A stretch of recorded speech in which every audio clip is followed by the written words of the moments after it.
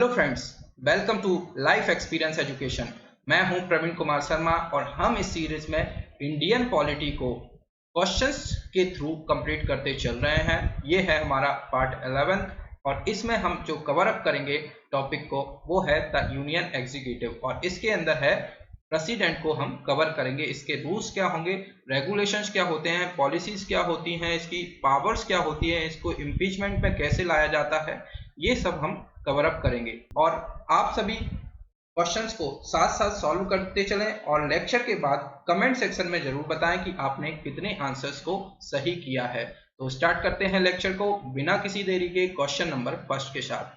President of India is elected by the numbers of electoral college which does not include, यानी कि भारतीय राष्ट्रपति को एक निर्वाचक मंडल की संख्या द्वारा चुना जाता है जिसमें शामिल नहीं है। तो शामिल है वो हम निकाल लेते हैं उससे कि ये ऑप्शंस अलग हो जाएंगे।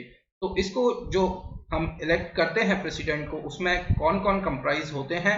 All elected MPs, all elected MLAs including MLAs of Delhi and Puducherry, यानी कि इसमें राज्यसभा, लोकसभा और राज्यों की विधानसभाओं के निर्वाचित सदस्य होते हैं और पुडुचेरी और दिल्ली की विधानसभा के निर्वाचित सदस्यों को इसमें सम्मिलित किया जाता है, यानी कि जो स्टेट असेंबली है, राज्य विधानसभा, उनको इसमें शामिल किया जाता है। तो शामिल हो गए हैं राज्यसभा, लोकसभा और स्टेट असेंबलीज, पर जो स्टेट लेजिस्लेटिव काउंसिल हैं वो इसमें इंक्लूड नहीं है, यानी कि जो राज्य की विधान परिषद हैं वो इनमें शामिल नहीं है। तो डी इसका हो जाएगा राइट आंसर। नेक्स्ट क्वेश्चन है, under which article of the constitution of India can the president of India be impeached, यानी कि भारत के संविधान के किस अनुच्छेद के तहत भारत के राष्ट्रपति पर महाभियोग चलाया जा सकता है? अब इसमें हम इम्पीचमेंट की बात करें इंडिया के प्रेसिडेंट की, तो ये आता है आर्टिकल 61 के अंतर्गत। तो इसके द्वारा आंसर ए करेक्ट हो जाएगा। अब इसके महाभियोग के लिए एक ही आधार है जो आर्टिकल 61 क्लॉज 1 में है, वो क्या है? वॉलेशन ऑफ द इंडियन कॉन्स्टिट्यूशन, यानी कि जो संविधान है उसका उल्लंघन यदि ये करेंगे तो इनका वॉलेशन यानी कि इम्पीचमेंट इन पर लगाया जा सकता है। और ऐसा करने पर राष्ट्रपति को संसद के किसी भी सदन द्वारा, जो कि लोकसभा हो सकता है या राज्यसभा, किसी भी सदन द्वारा उस पर महाभियोग लगाया जा सकता है। इसकी कंडीशंस क्या होंगी? राष्ट्रपति को 14 डेज पहले एक नोटिस भेजा जाएगा और इस नोटिस पर उस सदन जो भी स्टार्ट कर रहा है इस इम्पीचमेंट प्रक्रिया को, लोकसभा होगा या राज्यसभा, जो भी स्टार्ट कर रहा है, जो महाभियोग लगा रहा है, उसके 1/4 मेंबर के सिग्नेचर इस पर होंगे। उसके बाद सदन जिसमें महाभियोग का प्रस्ताव पेश है उसके 2/3 यानी कि जो मेजोरिटी बोली जाती है 2/3 द्वारा पारित कर देने पर प्रस्ताव फिर से दूसरे सदन में भेजा जाएगा। अब एग्जांपल के थ्रू हम, यदि लोकसभा से ये स्टार्ट हो रहा है तो उसकी फुल मेजोरिटी यानी कि 2/3 लोगों के सिग्नेचर होंगे और फिर उसको राज्यसभा में भेजा जाएगा, यानी कि दूसरे सदन में भेजा जाएगा। और वह सदन राष्ट्रपति पर लगाए गए आरोपों की जांच या तो खुद करेगा या फिर करवाएगा, और आरोपों को सिद्ध करने वाला प्रस्ताव 2/3 बहुमत से पारित हो जाता है तो राष्ट्रपति पर महाभियोग की प्रक्रिया पूरी समझी जाएगी और उस डेट से राष्ट्रपति को पद त्याग करना होगा। So far impeachment has never been used against any president, यानी कि महाभियोग की प्रक्रिया अभी तक किसी भी राष्ट्रपति पर नहीं लगाई गई है, पर लगाई जा सकती है आर्टिकल 61 के तहत। तो ए इसका हो जाएगा करेक्ट आंसर। नेक्स्ट क्वेश्चन की तरफ बढ़ते हैं।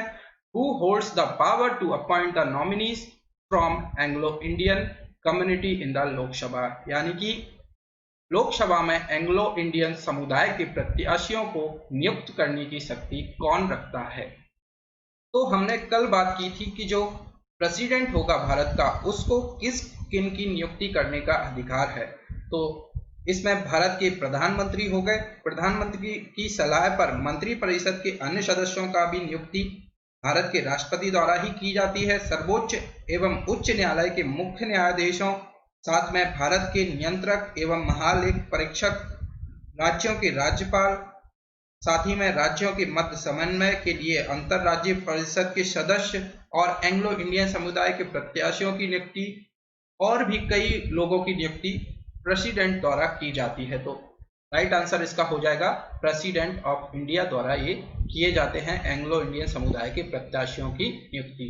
बी हो जाएगा करेक्ट आंसर। नेक्स्ट क्वेश्चन है by which of the following can the president of India be impeached, यानी कि निम्नलिखित में से किसके द्वारा भारत के राष्ट्रपति का महाभियोग लगाया जा सकता है। तो हमने ये बात करी है किसी भी सदन द्वारा, यानी कि वो राज्यसभा हो सकती है, लोकसभा हो सकती है, किसी भी द्वारा, यानी कि बाय द पार्लियामेंट के द्वारा किया जाता है। तो बी इस क्वेश्चन का हो जाएगा राइट आंसर।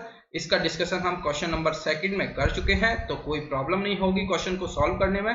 बी हो जाएगा करेक्ट आंसर। नेक्स्ट क्वेश्चन है the vacancy of office of the president of India must be filled up with in, यानी कि भारत के राष्ट्रपति के कार्यकाल की रिक्ति को कितने दिन के भीतर भरा जाना चाहिए।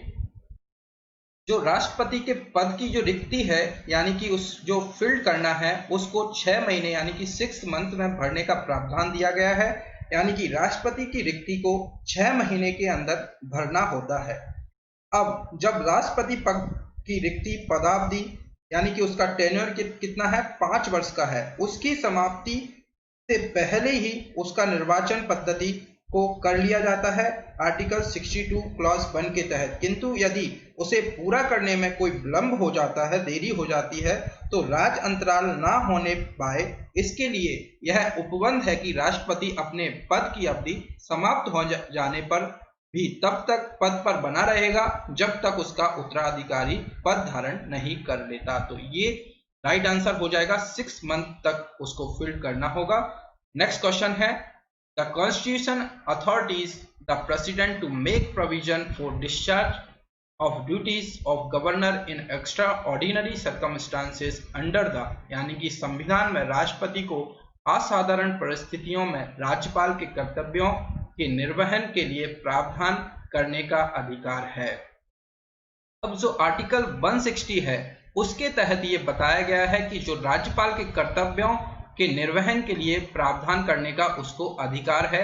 यदि राज्यपाल किसी भी राज्य का हो, उसका उल्लंघन करता है संविधान के नियमों का, तो प्रेसिडेंट को ये पावर्स दी जाती हैं आर्टिकल 160 के तहत कि वो उसको बता सके कि आप राज्य के कर्तव्यों का निर्वहन नहीं कर पा रहे हैं। तो ये होगा आर्टिकल 160, यानी कि ए इसका हो जाएगा करेक्ट आंसर। नेक्स्ट क्वेश्चन है election to the office of the president is conducted by, यानी कि राष्ट्रपति के कार्यालय का चुनाव किसके द्वारा किया जाता है। तो जो चुनाव होगा वो इनडायरेक्ट होगा और इलेक्शन कमीशन ऑफ इंडिया द्वारा, यानी कि भारत निर्वाचन आयोग द्वारा किया जाएगा। तो डी इस क्वेश्चन का हो जाएगा राइट आंसर। साथ ही में जो निर्वाचन होगा वो प्रोपोर्शनल रिप्रेजेंटेशन सिस्टम, यानी कि समानुपातिक प्रतिनिधित्व प्रणाली और एकल मत पद्धति, यानी कि सिंगल ट्रांसफरेबल वोट के द्वारा होगा। और इस इलेक्शन को इनडायरेक्ट इलेक्शन भी बोला जाता है क्योंकि जनता इसमें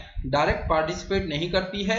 जनता द्वारा चुने गए एमपीस और एमएलएस इस चुनाव को कंडक्ट करवाते हैं और इसको देखभाल कौन करता है, the election commission of India इसकी देखभाल करता है। तो डी इसका हो जाएगा right answer, the election commission of India. Next question है in the event of a vacancy in the office of both the president and vice president of India, the person who perform the duty of a president is, यानी कि भारत के राष्ट्रपति और उपराष्ट्रपति दोनों के कार्यालयों में पद रिक्त होने की स्थिति में वह व्यक्ति जो राष्ट्रपति के कर्तव्य का पालन करता है वह कौन होगा। अब हमने कल बात की थी आर्टिकल 70 के बारे में, अनुच्छेद 70 के बारे में। इसमें बताया गया है जब राष्ट्रपति और उपराष्ट्रपति दोनों का पद जो होगा रिक्त हो तो ऐसी इस टाइम पर क्या होगा, इस टाइम पर बताया गया है आर्टिकल 70 में कि जो संसद होगा, सदन होगा, वो डिसाइड करेगा, पार्लियामेंट डिसाइड करेगा। और उसी के तहत राष्ट्रपति उत्तराधिकारी अधिनियम 1969 पारित हुआ था और जिसमें उपबंध जारी किया गया है कि यदि उपराष्ट्रपति भी किसी कारणवश उपलब्ध नहीं है तो उच्चतम न्यायालय का मुख्य न्यायाधीश या उसके नहीं रहने पर उसी न्यायालय का वरिष्ठतम न्यायाधीश जो उस समय उपलब्ध हो राष्ट्रपति के पद को संभालेगा, यानी कि राइट आंसर क्या हो जाएगा, the chief justice of India. तो बी इसका हो जाएगा करेक्ट आंसर। नेक्स्ट क्वेश्चन है, which one of the following is the correct sequence of persons who occupied the office of the president of India right from beginning, यानी कि निम्नलिखित में से कौन सा व्यक्ति उन व्यक्तियों का सही अनुक्रम है जिन्होंने शुरुआत से ही भारत के राष्ट्रपति के पद पर कब्जा किया है। तो सबसे पहले हमारे राष्ट्रपति बने थे डॉक्टर राजेंद्र प्रसाद, जो कि 1950 से लेकर 1962 तक 2 बार ये राष्ट्रपति चुने गए थे। उसके बाद डॉक्टर एस राधाकृष्णन, जो कि 1962 से 1967 तक। उसके बाद बने थे राष्ट्रपति डॉक्टर जाकिर हुसैन 1967 से 1969 तक, और उसके बाद बने हैं वी गिरी। तो राइट सीक्वेंस हो जाएगा राजेंद्र प्रसाद, एस राधाकृष्णन, जाकिर हुसैन और वी गिरी। तो राइट आंसर हो जाएगा सी। उसी के साथ जो हमारे डॉक्टर राजेंद्र प्रसाद भारत के प्रथम राष्ट्रपति थे, वे लगातार 2 बार राष्ट्रपति निर्वाचित हुए, और जो एस राधाकृष्णन लगातार 2 बार उपराष्ट्रपति तथा 1 बार राष्ट्रपति बने। केवल वी गिरी के निर्वाचन के समय दूसरे चक्र की मतगणना करनी पड़ी थी। तो जो वी गिरी जी बने थे, इनके निर्वाचन के समय पर दूसरी बार मतगणना करनी पड़ी थी। तो राइट आंसर हो जाएगा सी। नेक्स्ट क्वेश्चन की तरफ बढ़ते हैं। He represents the nation but does not lead the nation. This dictum applies on whom of the following, यानी कि यह किस पर लागू होता है, वह राष्ट्र का प्रतिनिधित्व करता है लेकिन राष्ट्र का नेतृत्व नहीं करता। हमने कल बात की थी कि हमारा जो यूनियन एग्जीक्यूटिव है वो president, vice president, council of ministers of attorney general of India, इन चीजों से बना हुआ है। और यूनियन एग्जीक्यूटिव यानी कि संघ में क्या क्या होगा, प्रेसिडेंट होता है और एक प्राइम मिनिस्टर होता है जो कि काउंसिल ऑफ मिनिस्टर्स को संभालता है। प्रेसिडेंट को बोला गया है हेड ऑफ द स्टेट और प्राइम मिनिस्टर को बोला गया है हेड ऑफ द गवर्नमेंट। और जो प्रेसिडेंट को सिर्फ नॉमिनल पावर्स दी गई और जो प्राइम मिनिस्टर है उसको रियल पावर्स दी गई। तो वह राष्ट्र का प्रतिनिधित्व करता है, जो सारे कार्य होंगे राष्ट्र के वो प्रेसिडेंट के नाम पर होंगे, पर राष्ट्र का नेतृत्व कौन करता है, प्राइम मिनिस्टर करता है। तो डी इसका हो जाएगा करेक्ट आंसर। ये था आज का लास्ट क्वेश्चन। लेक्चर यदि पसंद आया हो तो लेक्चर को लाइक कीजिए और अपने फ्रेंड्स के साथ शेयर कीजिए, और साथ ही लेक्चर को सब्सक्राइब भी कीजिए जिससे कि डेली की अपडेट्स आपको मिल सके। Thank you.